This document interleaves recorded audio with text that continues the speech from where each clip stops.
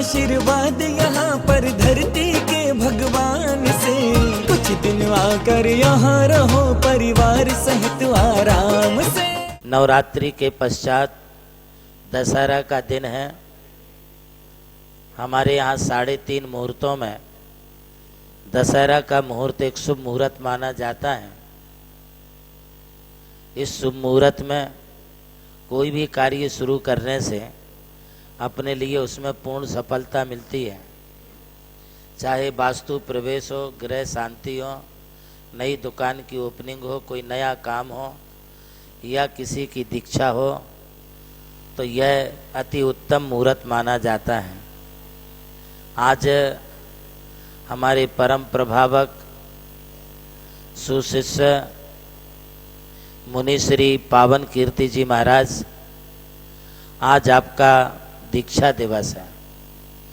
दीक्षा गृहते धन्ये धन्यश्च परिपाल्यते, दीक्षा दीयते धन्ये धन्यश्च अनुमोद्यते।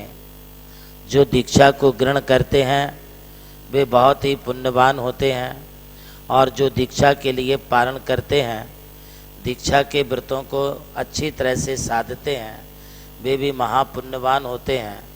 जो दीक्षा देते हैं वे भी बड़े पुण्यवान होते हैं, और जो दीक्षा की अनुमोदना करते हैं उनका भी बहुत पुण्य होता है। संसार सागर से पार होने के लिए दीक्षा ही एक सबसे अच्छी विद्या है। हमारे यहाँ जलतरणी, नवतरणी, थलतरणी अनेक विद्याएं हैं, किंतु भवतरणी सिर्फ भव से तारने वाली, पार कराने वाली एक दीक्षा ही होती है। मुनि श्री पावन कीर्ति जी महाराज अपनी साधना करते हुए,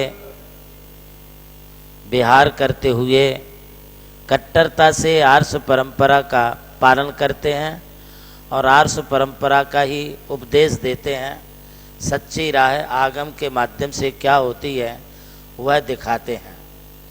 आज साधु के आगम चक्षु साहू, साधुओं के नेत्र उनके आगम ही होते हैं, और पावन कीर्ति महाराज ने आगम को अपना माना है। गुरु के प्रति उनकी अकाट श्रद्धा और भक्ति है, समर्पित हैं। हमेशा जो भी उनके लिए आदेश आज्ञा करता हूँ उसको वो अक्षरशः पूरा पूरा पालन करते हैं। यही शिष्यों का लक्षण होता है, जो गुरु की आज्ञा और गुरु के आदेश के अनुसार अपने सठ कर्तव्यों का पालन करते हुए धर्म प्रभावना एवं आत्म कल्याण करते हैं, वही शिष्य योग्य शिष्य माने जाते हैं। आपने अपने दीक्षा काल की एक लंबी कालावधि पूर्ण की है। 1996 में आपने एलक दीक्षा धारण की, और 1998 में 2 अक्टूबर को औरंगाबाद शहर में आपने जैनेश्वरी मुनि दीक्षा स्वीकार की। ये आपका एक अहोभाग्य रहा कि जिस समय यह जैनेश्वरी दीक्षा आपको प्रदान की गई उस समय हमारे परम पूज्य आराध्य गणाधिपति गणधर आचार्य गुरुदेव जी का चातुर्मास भी वहीं पर संपन्न हो रहा था। वह भी एक सानिध्य आपके लिए प्राप्त हुआ है।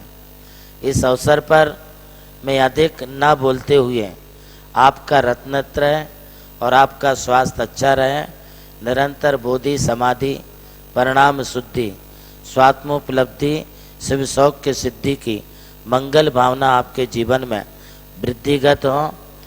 अपनी सरलता सहजता यही साधु की प्रकृति होती है, और इस प्रकृति के अनुरूप आपका जीवन निरंतर ढलते हुए आप अपने चरम ध्येय को प्राप्त करें और जीवन में खूब धर्म की प्रभावना करें, समाज के लिए प्रबोधन का कार्य करें। ऐसी मंगल भावना पूर्वक मैं आपको बहुत ढेर सारा आशीर्वाद प्रदान करते हुए आपके प्रति बहुत बहुत शुभकामनाएं व्यक्त करता हूँ। मुझे यह कहने में एक बहुत प्रसन्नता होती है कि आज के ही दिन हमारी संघ की सबसे बड़ी यारिका, गढ़नी यारिका श्री कांति श्री माता जी, आज वो विराजमान हैं, किंतु वे गुजरात में विराजमान हैं। उनकी भी आज की ही दीक्षा है। लगभग उनको भी 35 साल के ऊपर दीक्षा लेकर के हो गए हैं। आज हमारे सहोदर गुरु भाई हंसमुख प्रकृति के धनी, सभी के लिए सदैव हंसते हंसाते रहने का कार्य जिन्होंने अपने जीवन काल में किया है। नमोकार स्टार प्रतियोगिता हमारा एक सर्वे था, जिसमें हमने पाया कि वास्तव में आज भी हमारे देश में युवाओं में धर्म के प्रति बहुत रुचि बढ़ रही है। क्योंकि इस प्रतियोगिता के माध्यम से हमने जाना कि रोज़ हमारे लिए जो उत्तर आए हैं उसमें 80 से 90% उत्तर हमारे लिए युवाओं की तरफ से आए हैं। और इससे पता चलता है कि आज भी युवा शक्ति हमारी धर्म को समझने का और जानने का भरपूर प्रयास कर रही है। और आपने ये जो रुचि दिखाई है, ऐसे ही आगे भी आपके लिए इसी प्रकार से हम नमोकार स्टार प्रतियोगिता के माध्यम से धर्म की बहुत सारी जानकारी उपलब्ध कराते रहेंगे। और आप इसी प्रकार आगे भी भाग लेकर के इस प्रकार से अपने ज्ञान को वृद्धिंकित करते रहें। यही हम लोगों का जो उद्देश्य है कि जन जन तक, घर घर तक धर्म की भावनाएं पहुंचाने का परम पूज्य आचार्य श्री देवनंदी महाराज जी ने जो भरसक प्रयास किया है, ये जो उपक्रम किया है, ये आपके ज्ञान की वृद्धि हमेशा करता रहे। इसी प्रकार से इस नमोकार स्टार प्रतियोगिता में आप हमेशा भाग लेकर के अपने इस ज्ञान को आगे बढ़ाते रहें। यही भावना मैं आप सबके लिए व्यक्त करता हूँ। प्रभु श्री राम की जन्मभूमि अयोध्या रही और मोक्ष भूमि मांगी तुंगी। इसी यात्रा में उनके चरणों की रथ से पावन हुई ये भूमि राम टेकड़ी, जहां अनादि निधन महामंत्र नमोकार को समर्पित दिव्य तीर्थ का निर्माण हुआ।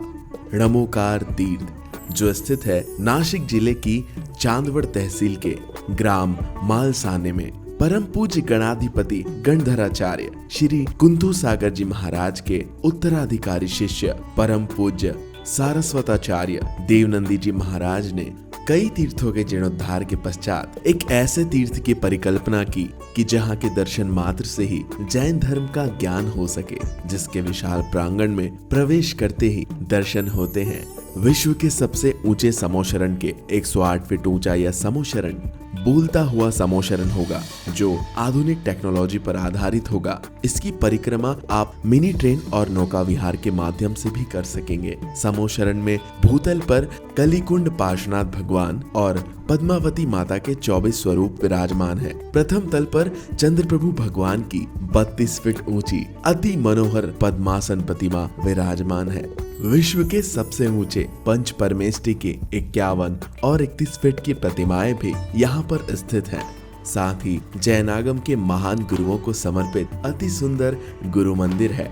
ध्यान कक्ष, ग्रंथालय, संत भवन, 22,000 स्क्वायर फीट का विशाल पिलरलेस हॉल और 200 से अधिक कमरों की धर्मशाला, भोजनशाला, समाज जन हेतु कम खर्च में मांगलिक आयोजन के लिए मंगल कार्यालय और आगामी योजना में है जैन नॉलेज सिटी। और इस भूमि पर आकर आपको अनुभव होगा नमोकार केवल एक तीर्थ नहीं, एक दिव्य अनुभूति है। वो अनुभूति आपकी भी प्रतीक्षा में है। अरे लूट लो आशीर्वाद यहाँ पर धरती के भगवान से, कुछ दिन आकर यहाँ रहो परिवार सहित आराम से।